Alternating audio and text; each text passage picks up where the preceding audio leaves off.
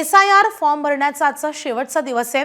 दरम्यान शरद पवारांच्या राष्ट्रवादीचे आमदार रोहित पवार आज सकाळी 11 वाजता एसआयआरच्या मुद्द्यावरून निवडणूक आयोगाच्या अधिकाऱ्यांची भेट घेणार आहेत। एसआयआर प्रक्रियेसाठी वेळ वाढवून द्यावा अशी मागणी त्यांनी केली आहे। कोणतीही निवडणूक तोंडावर नसतानाही महाराष्ट्रात एसआयआर मोहीम एवढ्या घाईघाईत का राबवली जाते?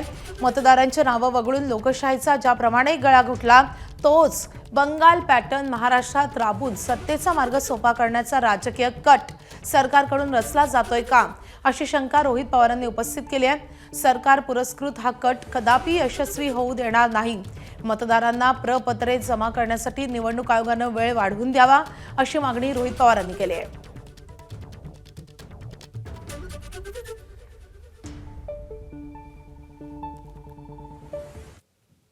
दरम्यान देशभरात सुरू असलेल्या एसआयआर मोहिमेतील माहिती आयोगाकडून भाजपला दिली जात असल्याचा गंभीर आरोपही रोहित पवारांनी केलाय।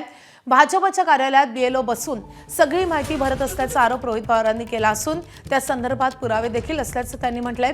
दरम्यान रोहित पवारांच्या या आरोपावर महसूल मंत्री चंद्रशेखर बावनकुळे यांनी काय प्रतिक्रिया दिली आहे आपण पाहूया।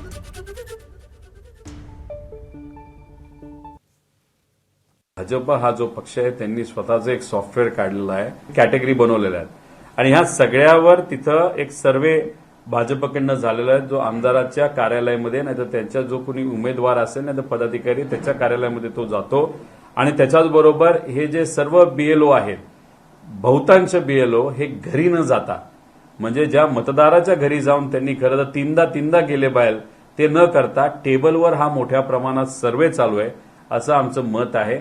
आणि ह्या सगळ्या गोष्टी आमच्याकडे असणारे पुरावे आम्ही उद्या महाराष्ट्राचे जे इलेक्शन कमिशनर आहेत त्यांना तिथं सकाळी 11 वाजता भेटणार आहोत। तुमचे जर बूथ लेवल अधिकारी, बूथ लेवल एजंट आहे, बूथ लेवल ऑफिसरसोबत काम करायचं, मग तुमचे एजंट काय करतात?